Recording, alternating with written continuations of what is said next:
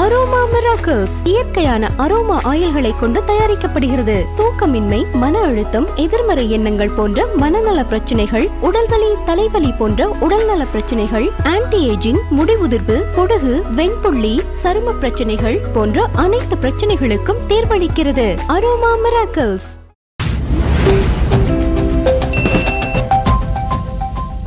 Vijay sir வந்து சினிமாவில் இருக்கும்போது அவருக்கு போட்டியாளராக பார்க்கப்பட்டவர் வந்து அஜித் சார் அவர்கள். இப்போ இவங்க ரசிகர் 2 பேருக்குள்ளே அந்த சண்டை வந்து தொடர்ந்து நடந்துகிட்டே இருக்கும் சார். அந்த ஆபாச சொற்களில் வந்து வசைப்பாடுறது 2 பேருமே வந்து தொடர்ந்து பண்ணிட்டு இருப்பாங்க. இப்போ விஜய் சார் அரசியலுக்கு வந்ததுக்கப்புறம் அந்த நாம் தமிழர் கட்சி வந்து இவங்க 2 பேருக்குள்ள இந்த மோதல் போக்கு வந்து தொடர்ந்து போயிட்டு இருக்கு. இப்போ இவங்க 2 பேருக்குள்ளேயே இந்த ஆபாச சொற்கள்லாம் வசைப்பாடெல்லாம் தொடர்ந்து நடந்துகிட்டே இருக்கு சார்.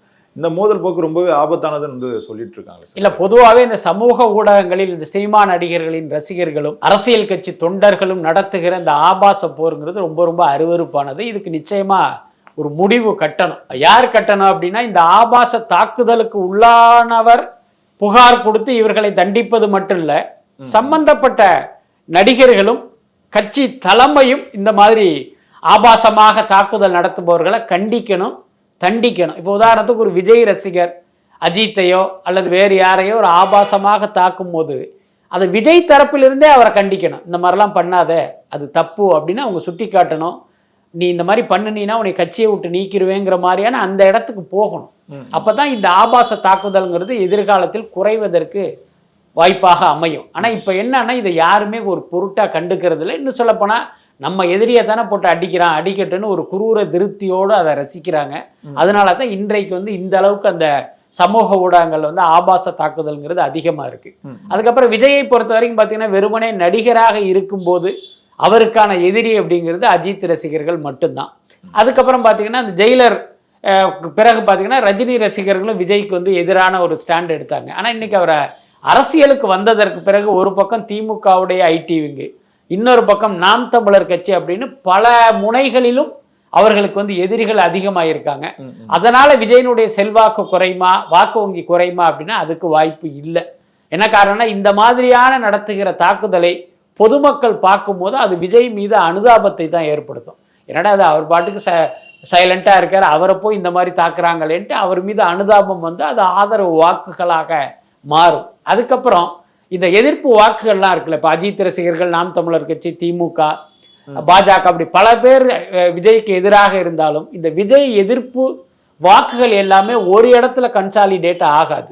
புரியுதாலே? இப்போ திமுக ஐடி விங்குடைய வாக்குங்கிறது திமுகவுக்கு தான் போகும், அதிமுகவுடைய வாக்குகள் அதிமுகவுக்கு தான் போகும், நாம் தமிழர் வாக்கு நாம் தமிழருக்கு தான் போகும். அப்போ விஜய்க்கு எதிரான வாக்குகளே பார்த்தீங்கன்னா பல கட்சிகளுக்கு பிரியும் போது அதுவே வந்து விஜய்க்கு வந்து ஒரு சாதகமாக தர முடியும். இப்போ எப்படி திமுக எதிர்ப்பு வாக்குகள் வந்து பிரியும் போது திமுகவுக்கு சாதகமாக இருக்கும்னு சொல்கிறோமோ அல்லது நம்புகிறோமோ, ஸோ அதே நம்பிக்கையை தானே இந்த கான்செப்டுக்கும் நம்ம வச்சு ஆகணும். அதனால் தேர்தலில் இதனால் விஜய்க்கு வந்து எந்த நஷ்டமும் வராதுன்னு தான் நான் நினைக்கிறேன். இல்லை சார், ஆனால் இப்போ சீமான் வந்து சொல்லியிருக்காருல்ல சார், இப்போ விஜய் குறித்து எங்கேயும் விமர்சனம் பண்ணாதீங்கன்னு வந்து சொல்லியிருக்காரு. அப்படி இருந்தும் வந்து அப்போ அவங்க கட்சியில் இருக்க ஆட்கள்லாம் இருக்காங்க சார். இப்போ சாட்டை துறைமுகனாக இருக்கட்டும், அவர் வந்து ரொம்பவே வல்கராக வந்து விஜய் கட்சி ரொம்பவே தாக்கி வந்து பேசிட்டு இருக்காரு.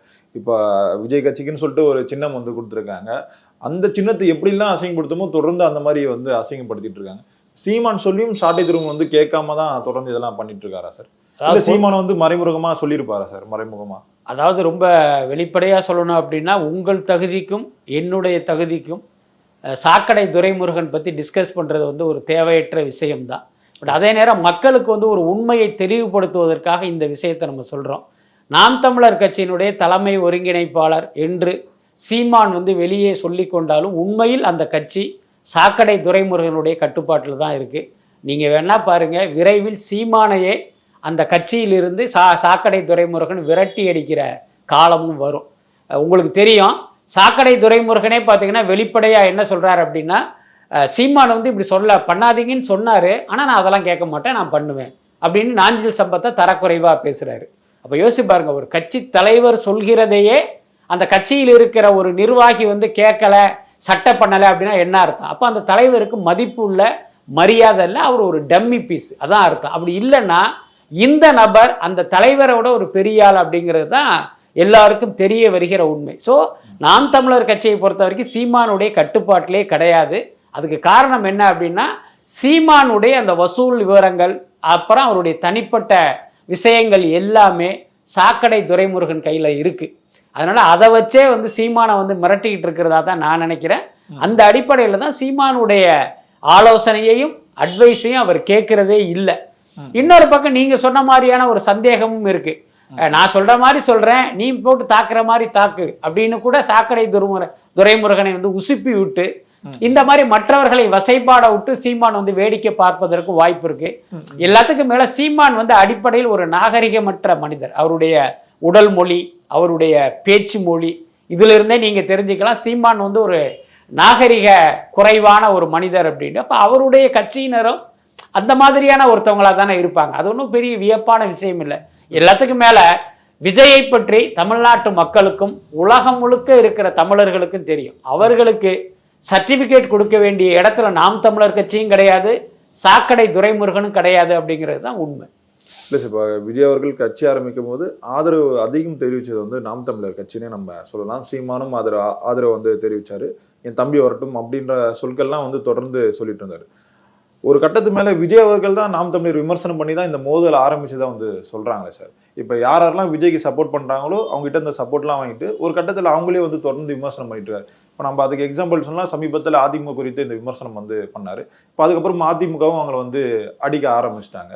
இந்த நெருக்கடிக்கு உள்ளாக்கப்பட்டு இருக்கார் சார் விஜய் அவர்கள். அதை முதல்ல புரிஞ்சுங்க. சீமானுடைய பேச்சுங்கிறது இந்த ஊர் பக்கம் சொல்லுவாங்க, குடிகாரம் பேச்சு விடிஞ்சா போச்சுன்னு. அதுதான் சீமானுடைய பேச்சு. சென்னை விமான நிலையத்தில் வந்து விமானம் ஏறும்போது ஒரு 10 மைக்கு இருக்கும். அங்கே ஒரு கருத்து சொல்லுவார். அந்த விமானம் திருச்சியிலையோ மதுரையிலேயோ போய் இறங்க, அங்கே ஒரு 10 மைக்கு வரும்போது சென்னையில் பேசின கருத்துக்கு மாறாக ஒரு கருத்தை பேசுவார். சீமானுக்கு எதுலையுமே நிலையான கொள்கை கிடையாது, நிலையான பேச்சு கிடையாது, நிலையான பார்வை கிடையாது. இதுதான் உண்மை. ஏன்னா அதை முதல்ல நம்ம புரிஞ்சுக்கணும். அதுக்கு அடுத்து அது விஜய் அரசியலுக்கு வரும்போது என் தம்பி வரட்டும், அவரும் தமிழன் நானும் தமிழன்லாம் அவர் பேசினார். அதோட அர்த்தம் என்னன்னா, விஜயனுடைய தலையில் மிளகா அரிச்சு தான் பக்கத்தில் வச்சுக்கிட்டு தாம் நினைத்ததை சாதிக்கலான்னு அவர் நினச்சாரு. விஜய் வந்து ஒரு சினிமா நடிகன், அவருக்கு என்ன அரசியல் தெரிய போகுது, நம்ம மிளகா அரைச்சர்லாம் நினச்சாரு. ஆனால் விஜய் அப்படிப்பட்ட ஆள் இல்லைங்கிறது ஒரு கட்டத்தில் இவருக்கு தெரிஞ்சிருச்சு. அதுக்கு அடுத்து இவருடைய சூழ்ச்சி விஜய்க்கு தெரிந்த பிறகு இவரை வந்து ஒதுக்கி வச்சார். இதுதான் நடந்த விஷயம். அதுக்கப்புறம் எந்த காலத்திலும் விஜய் சீமானையோ மற்றவர்களையோ தனக்காக பயன்படுத்தி கொள்ளவில்லைங்கிறத நம்ம முதல்ல புரிஞ்சுக்கணும். எந்த சந்தர்ப்பத்தில் வந்து இவர்களையெல்லாம் விஜய் பயன்படுத்திக்கிட்டாரு? இல்லை, இப்போ அவங்க கொள்கையெல்லாம் கேட்டு அதுக்கப்புறம் இவர் தனியாக கட்சி ஆரம்பிச்சாருன்னு சொல்லிட்டு இந்த விமர்சனம் நீங்கள் யோசிச்சு பாருங்க. இதெல்லாம் ரொம்ப கேவலமா இல்லையாங்க? ஒரு கட்சி தொடங்குவதற்கு நாம் தமிழர் கட்சிகிட்ட போய் ஆலோசனை கேட்டு கொள்கைகளை வடிவமைக்கிற இடத்துலயாங்க விஜய் இருக்காரு. இது என்னங்க? இது என்ன, இவர் என்ன அத்தாரிட்டியா? அரசியல் கட்சிகள் கொள்கை வகுப்பாளரா சீமானு? என்ன, அவருடைய கட்சியுடைய கொள்கையிலேயே 1000 ஓட்டை இருக்கு. என்ன, இவர்கிட்ட கேட்டா ஒருத்தங்க கட்சி ஆரம்பிப்பாங்க? அதெல்லாம் வந்து ஒரு அடி முட்டாள்தனமான ஒரு கருத்தாக தான் நான் பார்க்குறேன். அப்படியெல்லாம் எதுவுமே கிடையாது. விஜயை பொறுத்த வரைக்கும் அவருக்குன்னு ஒரு ஐடியாலஜி இருக்கு, அவருக்குன்னு சில எண்ணங்கள் உண்டு. அதன் அடிப்படையில் அவர் ஒரு அரசியல் பயணத்தை துவக்கியிருக்காரு, அவ்வளவுதான். அதே நேரம் சீமான் திரையுலகை சேர்ந்தவர், ஏற்கனவே விஜயை வச்சு படம் பண்ணுவதற்காக முயற்சி பண்ணார். அந்த அடிப்படையில் ஒரு நட்பு இருந்தது, அதனால பேசினாங்க. 2 பேருக்கும் பொதுவான அம்சமாக திமுக எதிர்ப்புன்னு ஒன்று இருந்ததுனால 2 பேரும் ஒரு புள்ளியில் சந்தித்து பேசினாங்க, அவ்வளவுதான். ஆனால் நம்முடைய புகழை இவர் அறுவடை பண்ண பார்க்குறான்னு தெரிஞ்ச பிறகு அவரை ஒதுக்கி வச்சிட்டாரு. இதில் என்ன தப்பு இருக்க முடியும்? அதுக்கப்புறம் வந்து அதிமுக வந்து இப்போ விமர்சனம் பண்ணதே ஒரு குற்றமாக எப்படி சொல்ல முடியும்? அதாவது இன்னைக்கு தேர்தல் களத்தில் 3 அணிகள் நிற்குது. திமுக அணி, தாவேகா, அதிமுக அணி. நாம் தமிழர் விடுங்க, அது வந்து செல்லாத ஓட்டு. அதே நேரம் இந்த 3 அணி இருக்கும்போது இந்த இருவருமே விஜய்க்கு எதிரிகள் தானே. ஏன்னா நீங்க வந்து திமுகவை மட்டும் எதிர்த்துக்கிட்டு இருந்தா ஏற்கனவே என்ன பேர் இருக்கு, இவர் அதிமுக கூட்டணிக்கு போறாரு, இவர் பாஜகவுடைய பி டீம்ங்கிற கருத்தெல்லாம் இருக்குல்ல, அதை பொய்யாக்கணும் அப்படின்னா தேர்தல் நேரத்திலாவது இவர் அதிமுக பாஜக விமர்சனம் பண்ணித்தானே ஆகணும். அதைத்தானே பண்றாரு. அதை வந்து ஏதோ ஒரு நன்றி கெட்டத்தனமாக சொல்வதை வந்து எப்படி ஏற்க முடியும்? அதுக்கடுத்து அதிமுகவுக்கும் தாவேக்காக்கும் என்ன பைண்டிங் இருக்கு? ஏதாவது நன்றி கடன் இருக்கா விஜய்க்கு? அப்படியெல்லாம் ஒண்ணுமே கிடையாது. அதனால என்னை பொறுத்தவரை இந்த கட்டத்திலாவது இவர் அதிமுக குறித்தெல்லாம் பேச ஆரம்பிச்சாரே அப்படின்னு தான் நான் நினைக்கிறேன். அது ஒரு பாசிட்டிவான விஷயம் தான். அது இல்லை சார், இப்போ ஊழல்வாத அடிமை கட்சின்னு சொல்லிட்டு அதிமுக விமர்சனம் பண்றாரு. இப்போ அவங்க கட்சியிலேருந்து வர ஆட்கள் எல்லாம் தொடர்ந்து வந்து அவங்க கட்சியில சேர்த்துட்டே இருக்காங்க சார். இப்போ தாவேக்கால நம்ம எக்ஸாம்பிள் சொன்னா செங்கோட்டையின பக்கத்தில் உட்கார வச்சுட்டு இதை வந்து பேசிட்டு இருக்காரு சார். இந்த மாதிரியான விமர்சனம் வந்துட்டு தானே இருக்கு. அதாவது ஒரு அரசியல் கட்சி தொடங்கும் போது வெவ்வேறு கட்சியிலிருந்து அந்த கட்சியில வந்து சேருவது அப்படிங்கிறது ஒரு இயல்பா நடக்கிறது தான். இது வந்து எல்லா கட்சியிலையுமே இருக்கு. அப்படி புதுசா வந்து சேர்றவங்க கிட்ட பாத்தீங்கன்னா நீங்க வந்து ஒரு கான்டாக்ட் சர்டிபிகேட்லாம் கேட்க முடியாது, அது சாத்தியமும் இல்லை. அதுக்கடுத்து பாத்தீங்கன்னா ரொம்ப ஒரு 100% யோக்கியமானவனை தான் அந்த கட்சியில சேர்த்துக்கணும்னு நினைச்சா தாவேக்காவுல விஜயை தவிர வேற யாரும் இருக்க முடியாது, இருக்க மாட்டாங்க.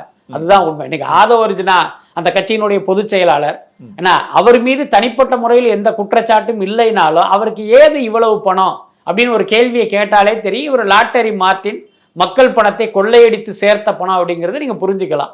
அந்த பணத்தில் தான் இன்னைக்கு ஆதவ அர்ஜுனா ஒரு செழிப்பான வாழ்க்கையை வாழ்ந்துகிட்டு இருக்காரு. அப்ப இவரை விமர்சனம் பண்ணணும்னா நீங்கள் அனுபவிக்கிற பணம் ஏதுன்னு கேட்டாலே இப்ப அவருடைய யோக்கிய அம்சம் ஒரு கேள்விக்குறியாகும்.